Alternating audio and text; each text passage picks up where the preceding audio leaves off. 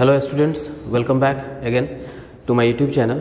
आज हम third lecture आपके सामने में लाए हैं सॉलिड स्टेट का। जो फिजिकल केमिस्ट्री स्टार्ट किए हैं सॉलिड स्टेट का तीसरा लेक्चर है और आज के लेक्चर में है, पिछले क्लास में हम लोग यूनिट सेल का एनालिसिस किए थे और आज का लेक्चर हम लेकर के आए हैं पैकिंग फ्रैक्शन के बारे में। सबसे पहले समझते हैं कि पैकिंग फ्रैक्शन होता क्या है। देखिए, पैकिंग फ्रैक्शन में हम पहले वॉइड थोड़ा सा समझते हैं कि वॉइड क्या होता है। जब आप पार्टिकल्स का अरेंजमेंट करते हैं, तो जब आप पार्टिकल्स का अरेंजमेंट करते हैं तो उस समय कुछ जगह बच जाता है। ठीक है, अगर आप बॉल को इस तरह से अरेंज करेंगे तो कुछ जगह स्पेस वहाँ पर खाली बचता है। उस खाली जगह को हम लोग वॉइड कहते हैं। वैसे हम वॉइड का एक अलग लेक्चर बनाएंगे जिसमें हम टाइप्स ऑफ वॉइड पढ़ाने वाले हैं। आज सिर्फ इतना अभी आपको जानना है कि एटम्स के अरेंजमेंट होने के बाद कुछ खाली जगह, कुछ एम्प्टी स्पेस वहाँ पर बच जाता है, जिसे हम कहते हैं वॉइड। ये वॉइड कई तरह के होते हैं तो उसके बारे में हम बाद में डिस्कस करेंगे। तो वॉइड क्या है? Empty space after arrangement of particles. मतलब कि एक एग्जांपल हम लोग लेते हैं तो हमको ज़्यादा समझ में आएगा। जैसे कि अगर एक कंटेनर ले और उसमें हम कोई बॉल रखें, या फिर आप सबसे अच्छा रहेगा कंचा ले, जो बच्चा सब खेलता है गोली, और उसको वहाँ पर हम भर दें और उसको हिला दें तो वो अपना जगह पकड़ लेगा। क्या उसके अंदर पूरा भर देते हैं? अब क्या उसके अंदर जगह है? हम कहते हैं अभी भी उसके अंदर जगह है। कैसे? अगर आप उसमें बालू भरिएगा तो जहाँ जहाँ जगह खाली है, बालू का कण बहुत छोटा होता है, वो उसके अंदर जा कर के एडजस्ट हो जाएगा। अच्छा, चलिए, हमने उसमें बालू भर दिया। अब हम फिर पूछते हैं कि क्या उसके अंदर अभी भी जगह खाली है? तो आप कहेंगे कि नहीं, लेकिन अभी भी उसके अंदर और छोटा छोटा जगह खाली है। कैसे? क्योंकि जैसे आप पानी का बूंद उसमें डालेंगे तो देखिएगा वो पानी का बूंद उसके अंदर होते चला जाएगा। तो वो कहाँ जा रहा है? जरूर कहीं ना कहीं जगह खाली है जिसमें कि वो जा रहा है। तो वॉइड क्या होते हैं कि अरेंजमेंट के बाद जो वहाँ पर स्पेस बच जाते हैं सिस्टम में, उसी को हम क्या बोलते हैं? वॉइड बोलते हैं। ठीक है, तो packing fraction, packing efficiency define होता है कि जब आप पार्टिकल्स का अरेंजमेंट करते हैं तो अलग अलग तरह से अरेंजमेंट होता है। इसे हम कोऑर्डिनेशन नंबर में समझेंगे बाद में, कि जब पार्टिकल्स का डिफरेंट अरेंजमेंट होता है तो उसका अरेंजमेंट बदलने से उसका जो ऑक्युपाइड स्पेस है वो भी चेंज हो जाता है। उसी को हम पैकिंग फ्रैक्शन बोलते हैं। तो पैकिंग फ्रैक्शन क्या है, चलिए देख लेते हैं। इसको डिफाइन किया गया है कि packing fraction it is the volume occupied by atom in the whole crystal system. जो अरेंजमेंट करते हैं पार्टिकल्स का, उस पार्टिकल्स के अरेंजमेंट में जितना भी स्पेस बचता है उसी को हम क्या बोलते हैं? वॉइड। तो ये क्या है? It is the volume occupied. मतलब जो जगह बच गया वो वॉइड है, और जो जगह में पार्टिकल्स अरेंज्ड हुआ है उसको हम क्या बोलते हैं? पैकिंग फ्रैक्शन बोलते हैं। तो ये डिफाइन कैसे होता है मैथमेटिकली कि packing fraction equal to volume occupied by atoms. जैसे सिंपल क्यूबिक में 1 एटम होते हैं, बीसीसी में 2 एटम होते हैं और एफसीसी में 4 एटम होते हैं। तो इसमें हम क्या लिखेंगे कि वॉल्यूम ऑक्युपाइड बाय एटम्स। जो भी यूनिट सेल गिवन है उसमें कितना एटम्स होता है उसके वॉल्यूम को लेंगे। और ध्यान रहे कि हम यहाँ पर एटम को स्फेरिकल कंसीडर कर रहे हैं। तो क्या होगा कि packing fraction equal to volume occupied by atom divided by volume of unit cell. अब चूंकि यहाँ जो यूनिट सेल है वो क्यूबिक यूनिट सेल है, तो क्यूब का वॉल्यूम क्या होता है? ए क्यूब, यानी कि एज का क्यूब हम लेते हैं। तो याद रहे, आपको मेन ये याद रखना है, packing fraction equal to volume occupied by atom divided by volume of unit cell. अब पैकिंग इफिशियंसी क्या होता है? यदि आप पैकिंग फ्रैक्शन में आप 100 से मल्टीप्लाई कर देते हैं तो उसी को हम बोलते हैं पैकिंग इफिशियंसी। यानी कि इफिशियंसी का मतलब कि इतना परसेंटेज स्पेस खाली है, इतना परसेंटेज स्पेस में एटम्स एक्वायर किया है जगह को। ठीक है, अब जैसे देखिए यहाँ पर आप समझ सकते हैं कि जैसे 4 एटम को हमने इस तरह से सजाया है, तो क्या यहाँ बीच में जगह खाली बचा हुआ है? हम इसी बीच में या फिर साइड में जो जगह बच गया है इसके एडजस्ट करने के बाद हम इसी को क्या बोलते हैं? वॉइड बोलते हैं।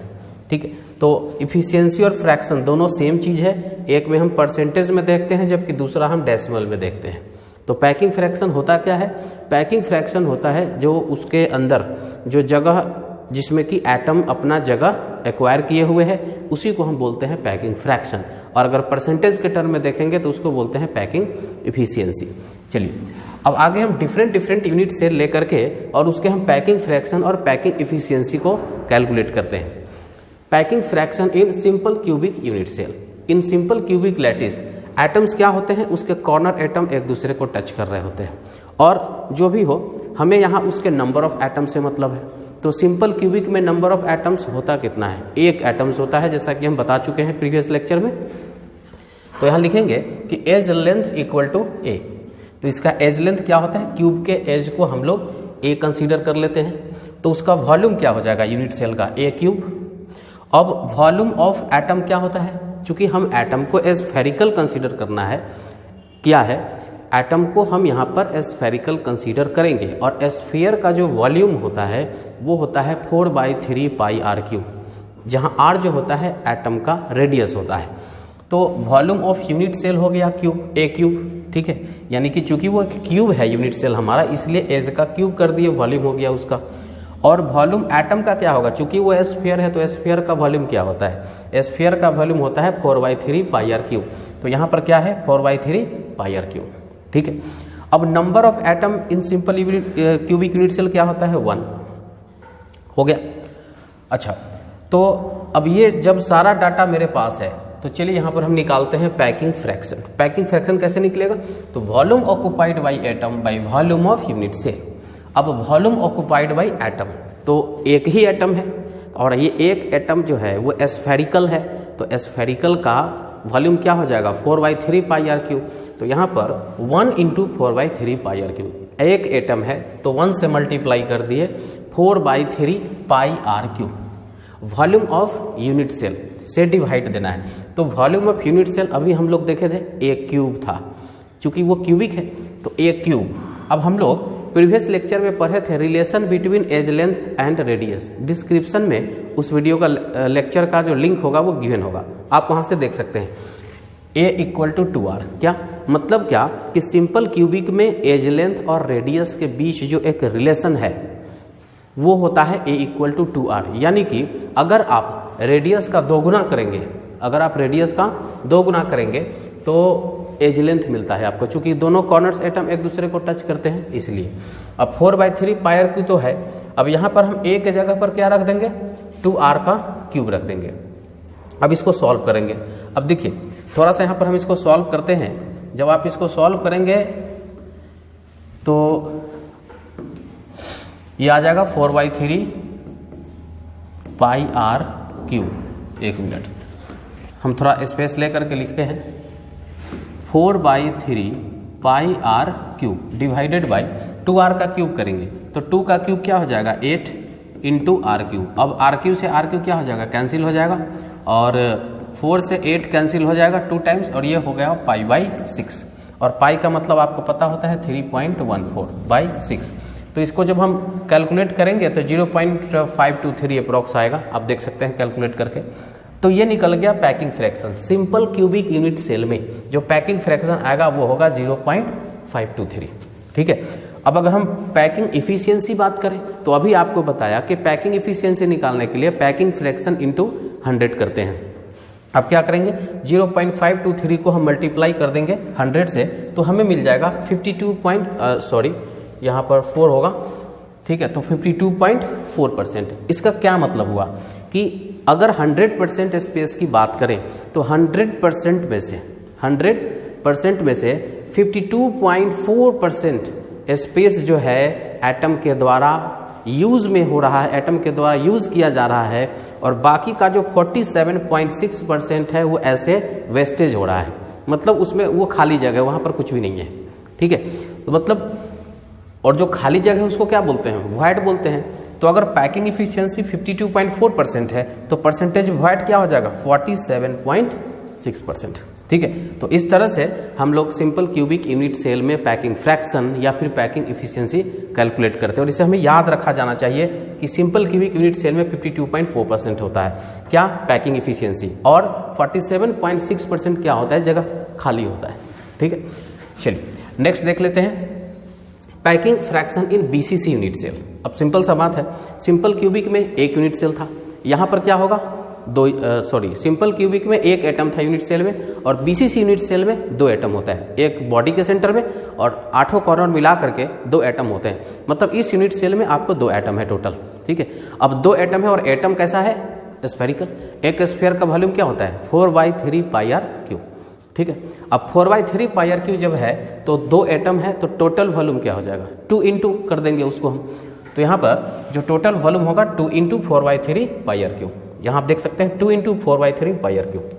अच्छा हाँ, रेडियस और एज लेंथ का अगर हम रिलेशन देखें जो हम प्रीवियस लेक्चर में कर चुके हैं, तो आपको मिलेगा r इक्वल टू √3/4a, या इसको हम a इक्वल टू 4r/√3 भी लिख सकते हैं। तो चलिए पैकिंग फ्रैक्शन निकालते हैं। तो volume occupied by atom by volume of unit cell. अब एटम कितना है इस यूनिट सेल में, 2। अब 2 यूनिट सेल है तो मल्टीप्लाई कर दिए 4/3 πr3, चूंकि एक एटम का स्फेरिकल जो है उसका वॉल्यूम होता है 4/3 πr3, तो 2 एटम का वॉल्यूम कितना हो जाएगा, टोटल वॉल्यूम हो जाएगा 2 इंटू 4/3 πr3, ठीक है। उसके बाद डिवाइड करेंगे वॉल्यूम ऑफ यूनिट सेल, जो कि क्या होता है, a³ होता है। अब a इक्वल टू क्या है, इसका ये a का वैल्यू लेकर के हम इस वैल्यू को यहाँ पर डाल देते हैं। जब यहाँ पर हम डाल देंगे और जब इसको कैलकुलेट किया जाता है, r³ से r³ कैंसिल हो जाता है और ये मिलता है आपको √3π/8। और चूंकि √3 का मान 1.732 होता है और पाई का मान 3.14 होता है, और वो हो जाएगा जब कैलकुलेट करेंगे 0.68, ठीक है। अब यहाँ पर एक्चुअली में ये रूट के अंदर पाई नहीं होगा, ये रूट जो है सिर्फ क्या है, 3 पर है। चलिए तो आगे बढ़ते हैं। जब इसको कैलकुलेट करिएगा तो आपको मिल जाएगा 0.68, यानी कि बॉडी सेंटर का जो अरेंजमेंट होता है, इस तरह से जब आप बॉडी को अरेंज करेंगे तो थोड़ा सा ज़्यादा स्पेस में एटम कवर हो करेगा, ठीक है। मतलब कि अगर इसमें 100 से मल्टीप्लाई कर दिया जाए तो ये हो जाता है 68%। यानी कि अगर 100% में बात करें तो अगर बीसीसी टाइप का अगर आप अरेंजमेंट कराते हैं सिस्टम में, तो वो 68% जगह को यूज़ कर पाता है। इसका मतलब कि 32% जो है जगह उसका वेस्ट अभी भी जा रहा है, यानी कि जो उसका परसेंटेज वॉइड है, परसेंटेज जो एम्प्टी स्पेस है वो कितना है, 32% है। तो 68% स्पेस जो है एटम के द्वारा ऑक्युपाई किया जा रहा है और 32% स्पेस जो है वेस्टेज हो रहा है उस सिस्टम में, ठीक है। तो ये कहानी किसका है, ये कहानी है बीसीसी का, यानी कि body centre cubic unit cell का। चलिए नेक्स्ट देखते हैं face centred unit cell, FCC, face centred unit cell. अब चूंकि फेस सेंटर्ड यूनिट सेल में नंबर ऑफ एटम कितना होता है, 4 होता है, तो 4 एटम इसके अंदर होता है। अब 4 एटम का जब वॉल्यूम निकालेंगे, चूंकि हम तो एटम का स्फेरिकल कंसीडर कर रहे हैं, तो उसी तरह से एक एटम का वॉल्यूम 4/3 πr3 है, तो 4 एटम का वॉल्यूम क्या होगा, 4 इंटू 4/3 πr3।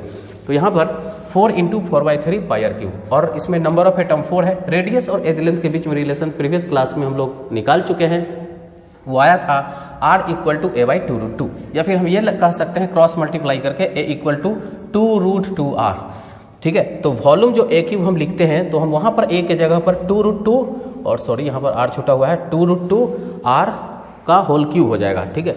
तो अब यहाँ इसको जब कैलकुलेट करते हैं 16/3 πr3, 2√2 का होल क्यूब करेंगे, जब इसको कैलकुलेट करते हैं तो ये टोटल आ जाएगा 16/3 πr3, और डिवाइड करेंगे, जब इसको हम क्यूब करेंगे तो 16√2r3, r³ से r³ कैंसिल हो जाएगा, और फाइनली आपके पास बचता है 16 से 16 कैंसिल हो जाएगा, π/3√2। ये देखिए पाई बचा, नीचे बच गया 3√2, और जब इसको कैलकुलेट करते हैं तो हमें मिल करके आता है 0.74, यानी कि एफसीसी का जो अरेंजमेंट होता है ये बीसीसी से भी बेहतर है, ठीक है। सिंपल क्यूबिक से बेहतर अरेंजमेंट किसका था, बीसीसी का था, उसमें ज़्यादा स्पेस कवर हो रहा था एटम्स के द्वारा। बीसीसी से ज़्यादा बेहतर कौन सा है, एफसीसी है, वो हाईली डेंस्ड है, ठीक है। अगर डेंसिटी की बात करें तो सिंपल क्यूबिक लो डेंसिटी में रहेगा, बीसीसी उससे ज़्यादा रहेगा, एफसीसी सबसे ज़्यादा रहेगा, क्योंकि 100% में से आप देख सकते हैं पैकिंग एफिशिएंसी 74% है यहाँ पर। अब 74% यानी कि 26% जगह इसका वेस्ट हो रहा है, तो सबसे कम जगह का वेस्टेज किस में हो रहा है, एफसीसी में हो रहा है। तो उसी तरह से हम जान सकते हैं कि सिंपल क्यूबिक में काफ़ी ज़्यादा स्पेस जो था वेस्टेज हो रहा था, बॉडी सेंटर में थोड़ा कम जगह वेस्टेज हो रहा था, और एफसीसी में बहुत कम जगह वेस्टेज हो रहा है, यानी कि 26% स्पेस ही वेस्टेज हो रहा है, और 74% जगह जो है एटम्स के द्वारा ऑक्युपाई किया जा रहा है। तो ये जो एनालिसिस हम लोग किए हैं अभी, इसको कहते हैं पैकिंग फ्रैक्शन और पैकिंग इफिशियंसी। जब हम परसेंटेज में डाटा कैलकुलेट करते हैं तो इसको पैकिंग इफिशियंसी के नाम से जानते हैं, जो परसेंटेज के फॉर्म में होता है, और जब हम डेसिमल में देखते हैं तो इसको हम पैकिंग फ्रैक्शन कहते हैं। बात वही है, चीज़ वही है, कहने का तरीका बदल जाता है। ठीक है, अब आगे बढ़ते हैं। डेंसिटी ऑफ यूनिट सेल, ठीक है, चीज़ों को याद रखना है, बेहतर होगा। Density of unit cell. अब डेंसिटी के अगर हम बेसिक डेफिनेशन देखें डेंसिटी का, तो सब लोगों को पता है डेंसिटी का फार्मूला होता है मास बाई वॉल्यूम। डेंसिटी का फार्मूला क्या होता है? मास बाई वॉल्यूम। चलिए मास निकालते हैं, वॉल्यूम निकालते हैं और दोनों को डिवाइड कर देते हैं और जो रिजल्ट आएगा वो डेंसिटी हो जाएगा। तो इसके लिए हमने यहाँ पर माना है कि let number of atoms in unit cell is Z. Z क्या है? Number of atoms in unit cell. जैसे कि सिंपल क्यूबिक होगा तो एक एटम, बीसीसी होगा तो 2 एटम, एफसीसी होगा तो 4 एटम। तो इस तरह से यहाँ पर हम एक जनरल टर्म मान लिए हैं जेड। जेड का मान 1 हो सकता है, 2 हो सकता है, 4 हो सकता है, according to unit cell, types of unit cell. तो let number of atoms in unit cell is equal to Z, mass of single atom equal to M. यहाँ पर सिंगल एटम का मास क्या होगा? एम होगा। मास ऑफ सिंगल एटम क्या है? M. हमने मान लिया है कि अगर सिंगल एटम अगर हम बात करें, एक एटम का मास अगर हम देखें तो वो क्या होगा? एम होगा। ठीक है, अच्छा स्मॉल एम अभी मान लिया है। तो मास ऑफ सिंगल एटम अगर हम निकालना चाहें, ठीक है, तो फॉर्मूला वेट अगर आपको कॉन्सेप्ट में आ रहा होगा, फॉर्मूला वेट क्या होता है जिसे हम मोलर मास कहते हैं। तो मोलर मास 1 मोल का मास होता है और 1 मोल में कितना होता है? 6.02 इंटू 10 टू द पावर 23। 1 मोल में कितना होता है? 6.02 इंटू 10 टू द पावर 23। यहाँ पर हम लिखते हैं एन का मान, हम एवोगाड्रो नंबर को कैपिटल एन से रिप्रेजेंट करते हैं। ठीक है, एवोगाड्रो नंबर को हम कैपिटल एन से रिप्रेजेंट करते हैं और इसका वैल्यू आपको पता है 6.02 इंटू 10 टू द पावर 23। तो ये हो गया इसका एवोगाड्रो नंबर। यानी कि इतना एटम्स जब आप उसका मास जब मेजर करेंगे तब जाके उसका जो मास होता है उसको हम कहते हैं मोलर मास। तो अगर हम मोलर मास को कैपिटल एम से रिप्रेजेंट करें, मोलर मास को, यहाँ पर ये मोलर मास कैपिटल एम क्या है? ये है मोलर मास। अगर हम मोलर मास को कैपिटल एम से रिप्रेजेंट करें तो मोलर मास में अगर हम एवोगाड्रो नंबर से डिवाइड कर देते हैं तो वो निकल करके आता है सिंगल एटम का मास। ठीक है, सिंगल एटम का मास, यानी कि molar mass is the mass of 6.02 into 10 to the power 23 particles. ठीक है, यानी कि उसको हम बोल रहे हैं मोलर मास। तो molar mass m is the mass of 6.02 into 10 to the power 23। तो अगर हम 6.02 इंटू 10 टू द पावर 23 से डिवाइड कर दें तो फाइनली निकल करके आता है मास ऑफ सिंगल एटम। ठीक है, ये एक मोल कॉन्सेप्ट है। तो molar mass by Avogadro number क्या देगा? मास ऑफ सिंगल एटम। ठीक है, ये आपको क्लियर हो जाना चाहिए। सो मास ऑफ सिंगल एटम क्या हो जाएगा? Molar mass by Avogadro number. चलिए अब टोटल मास अगर हमको किसी यूनिट सेल में निकाला है तो क्या करेंगे? चूंकि एक एटम का मास हमने स्मॉल m मान लिया है जिसका की वैल्यू है capital M by A, capital M, यानी कि molar mass by Avogadro number, this is the value of small m। अब अगर हम स्मॉल m माने हैं मास ऑफ सिंगल एटम, तो अगर सिंपल क्यूबिक में जाएंगे, एक एटम है तो उसका मास हो जाएगा m, स्मॉल m, और अगर बीसीसी में जाएंगे तो 2 इंटू m, और अगर हम एफसीसी में जाएंगे तो 4 इंटू m। बस आपको एटम से गुना कर देना है। एक एटम का मास पता है तो यूनिट सेल का मास आपको पता हो जाएगा, उसके नंबर ऑफ एटम से मल्टीप्लाई कर देना है। ठीक है, तो यहाँ पर हमने अगर देखे बात करें total mass of unit cell तो क्या हो जाएगा? Number of atom in unit cell into mass of single atom. तो number of atom in unit cell क्या हो जाएगा? स्मॉल z, और मास ऑफ यूनिट सेल क्या हो जाएगा? Small m। तो z इंटू m क्या हो जाएगा? Mass of unit cell. ठीक है, अब यहाँ स्मॉल m की जगह पर हम क्या रख देंगे? Capital M by small n, जो कि हमने अभी जस्ट डिस्कस करा है।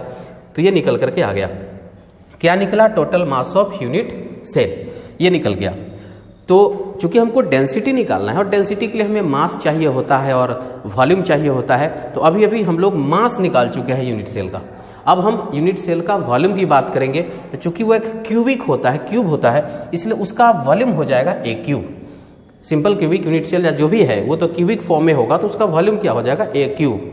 तो इस तरह से मास है z into M by N और वॉल्यूम है ए क्यूब। तो चलिए फॉर्मूला लगाते हैं, density equal to unit cell, density equal to density of unit cell equal to mass by volume. Simple सा फॉर्मूला है। अब मास कितना है? z into M by N, z into M by N, और divide कर देना है किस चीज से? वॉल्यूम से, और वॉल्यूम कितना है? A cube. तो इसलिए यहाँ पर क्या हो गया? ए क्यूब हो गया है।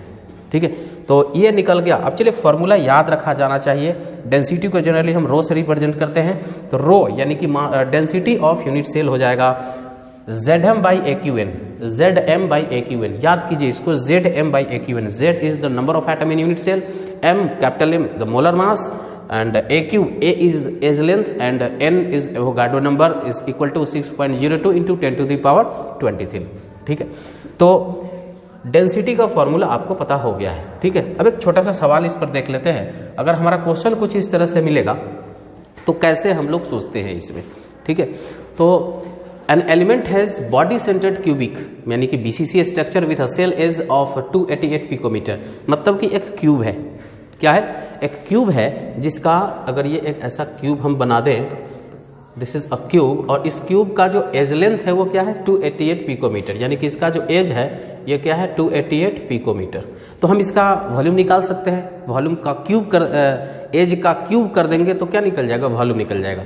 तो पिकोमीटर में यहाँ देखिए वॉल्यूम ऑफ यूनिट से, तो एज ऑफ इतना है। The density of element is 7.2 ग्राम पर सेंटीमीटर क्यूब। वो जो एलिमेंट है, और एलिमेंट क्या है 208 ग्राम यहाँ पर दिया हुआ है एलिमेंट, उसका वेट दे रखा है, तो उसका दे दिया है इसका डेंसिटी। चलिए आगे बात करते हैं।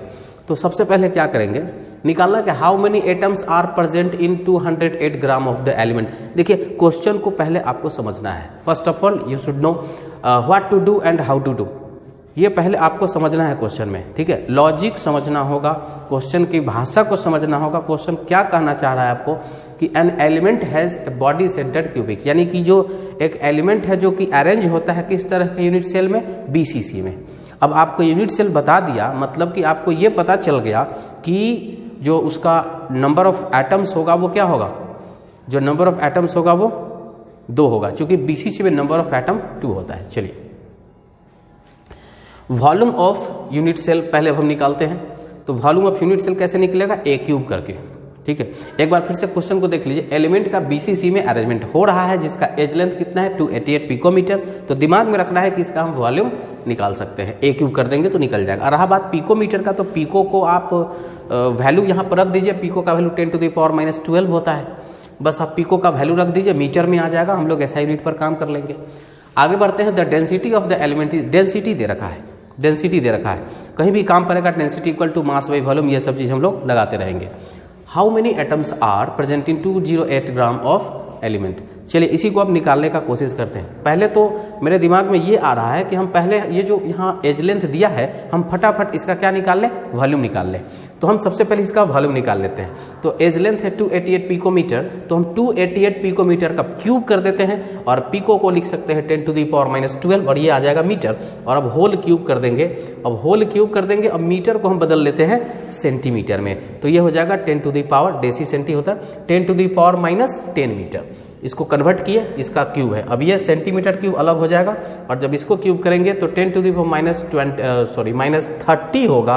और जब इसको क्यूब करेंगे तो इसको डेसिमल में लाने के बाद यहाँ पर आ जाएगा 10 to the power -23। ये कैलकुलेशन आपको खुद से करना पड़ेगा। आप calculation you can check it. अब ये आप क्या निकाल लिए हैं, वॉल्यूम निकाल लिए हैं, वॉल्यूम ऑफ। अब हम क्या करते हैं कि 208 ग्राम 208 ग्राम ऑफ एलिमेंट का वॉल्यूम हम निकाल लेते हैं। कैसे निकालेंगे, क्योंकि उसका मास दे दिया है और उसका डेंसिटी दे दिया है। ठीक है, उसका मास दे दिया है, उसका, चूंकि हम निकाल लिए हैं यूनिट सेल का वॉल्यूम। हम क्या निकाल लिए हैं, यूनिट सेल का। अभी जो ये वॉल्यूम निकला, किसका वॉल्यूम निकला, यूनिट सेल का वॉल्यूम निकला। अब जो हम लोग यहाँ वॉल्यूम निकालेंगे, किसका वॉल्यूम निकालेंगे, ये एलिमेंट का निकालेंगे। ठीक है, तो एलिमेंट का कैसे निकालेंगे, तो एलिमेंट का डेंसिटी दे दिया है और मास दे दिया है। एलिमेंट का डेंसिटी पता है और मास पता है। तो आप जानते हैं डेंसिटी का फार्मूला होता है मास बाई वॉल्यूम। तो वॉल्यूम बराबर क्या हो जाएगा, मास बाई डेंसिटी। तो मास है 208 ग्राम और डेंसिटी यहाँ पर ये रहा। जब हम इसको कैलकुलेट करेंगे then it will be come out to be 28.88 centimetre cube.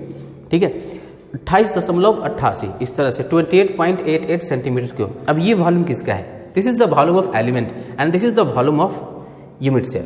अब हम क्या करेंगे कि नंबर ऑफ यूनिट सेल आपको चाहिए। ठीक है, दो चीज का वॉल्यूम है, एलिमेंट का वॉल्यूम है और क्यूब का वॉल्यूम है। ठीक है, ये क्या है, एक क्यूब का वॉल्यूम है, और ये क्या है, टोटल वॉल्यूम आपके पास है।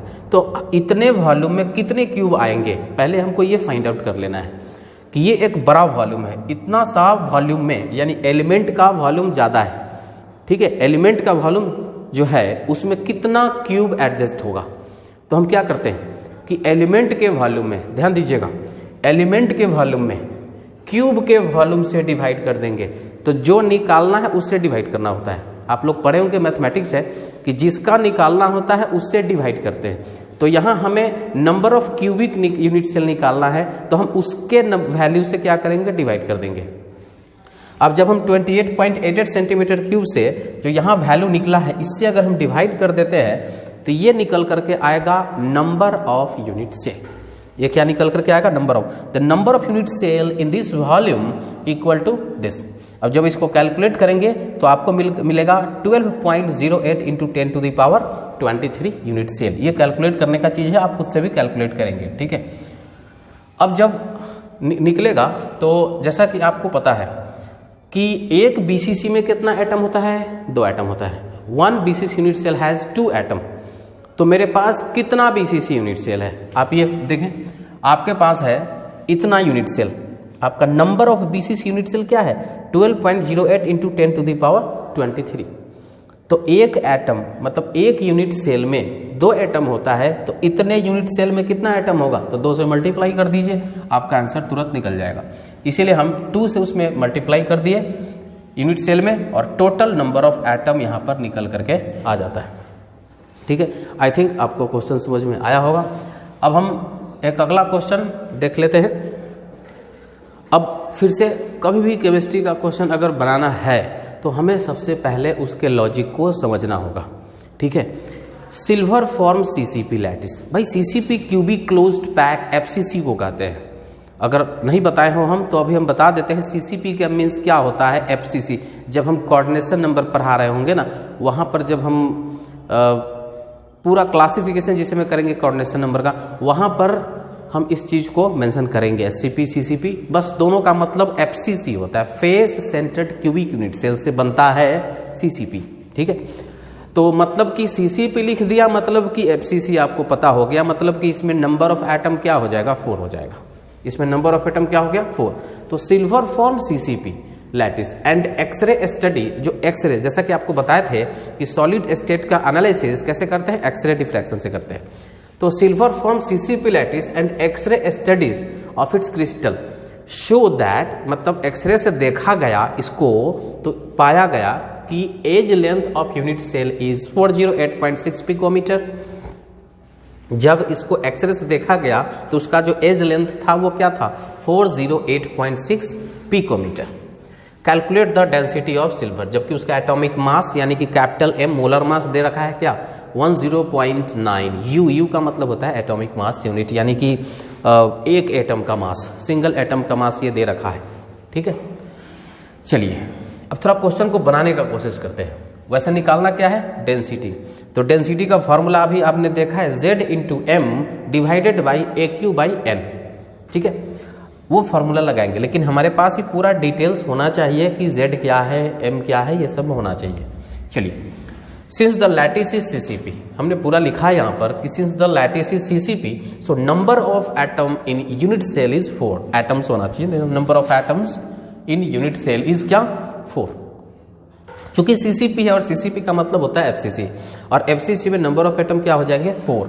अब उसका अगर हम मोलर मास, यहाँ है मोलर मास है, तो ये तो एएमयू में दिया हुआ है और वही उसका ग्राम पर मोल होता है जो एएमयू में होता है। जैसे कार्बन का 12 एएमयू, और हम मोलर मास अगर फाइंड करेंगे तो 12 ग्राम पर मोल भी बोलते हैं। तो जो वैल्यू एएमयू में है वही वैल्यू ग्राम पर मोल में आता है। उसी तरह से हम 107.9 यू को लिख सकते हैं 107.9 ग्राम पर मोल, ये इसका मोलर मास हो जाएगा, ठीक है। चलिए, एज लेंथ कितना है, एज लेंथ है 408.6 पिकोमीटर, ये गिवन है क्वेश्चन में। अब हम पिकोमीटर को फिर वैल्यू रख देंगे कितना, 10 टू द पावर -12 होता है पिकोमीटर में, deci centi milli micro nano pico, इस तरह से करके हम उसका वैल्यू रख देंगे वहाँ पर। जब ये रख देंगे तो ये क्या निकल गया, एज लेंथ। ये क्या निकला है, एज लेंथ मीटर में।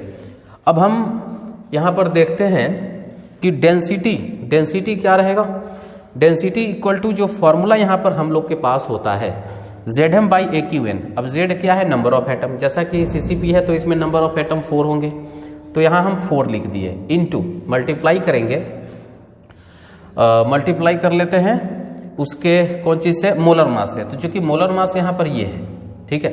अब इसको हम केजी में, इसको हम कन्वर्ट कर लेते हैं केजी में, convert it into KG, kilogram में हम क्या करेंगे, इसको बदल लेंगे। तो किलोग्राम में क्यों बदलेंगे आपको बाद में पता चलेगा, अभी देखिएगा। क्योंकि देखिए अगर यहाँ पर मीटर है, अगर मीटर है तो आप मास को केजी लें, मतलब अगर लेंथ मीटर है तो मास केजी में लीजिए, और अगर लेंथ सेंटीमीटर है तब आप मास को ग्राम में लीजिए। क्योंकि यूनिट जो है अगर सीजीएस में है तो सारे सीजीएस में होना चाहिए, अगर एसआई में है तो सभी एसआई में। तो ये एक यूनिट की बात है, आपको पता होगा इसके बारे में। क्योंकि यहाँ पर लेंथ हम देख रहे हैं कि मीटर है, इसलिए हम लोग यहाँ पर जो इसका मास लेंगे वो केजी में लेंगे, यूनिट एसआई यूनिट में लेना है हमको, सारा यूनिट है। अब तो इसको हम क्या करेंगे, 1000 से डिवाइड, ग्राम में है और अगर केजी में बदलना है तो क्या करते हैं, 1000 से डिवाइड कर देते हैं, और 1000 को डिवाइड को हम बोल सकते हैं 10 के पावर -3 kg पर मोल। चलिए उसके बाद नीचे आते हैं a cube. What is a is the edge length, edge length means what, this 408 into 10 to the power -12, यहाँ लिख करके मीटर और क्यूब कर दिए इसको। उसके बाद है एन इंटू, मतलब कि Avogadro number 6.02 into 10 to the power 23 पर मोल। ऐसा होता है, एक मोल में इतना नंबर आता है, मोल से मोल कैंसिल हो जाएगा, ठीक है। और केजी पर मीटर क्यूब आएगा, और वही तो इसका डेंसिटी का यूनिट होगा, मास बाई वॉल्यूम। तो ऊपर केजी रहना चाहिए और नीचे से मीटर क्यूब रहना चाहिए, तभी तो डेंसिटी का यूनिट सही सही आएगा। तो जब इस पूरे वैल्यू को कैलकुलेट करेंगे, जैसे कि 4 से मल्टीप्लाई करके नीचे गुना करके जब इसको डिवाइड करते हैं तो आपका वैल्यू आएगा 10.5 into 10 to the power 3 kg पर मीटर क्यूब।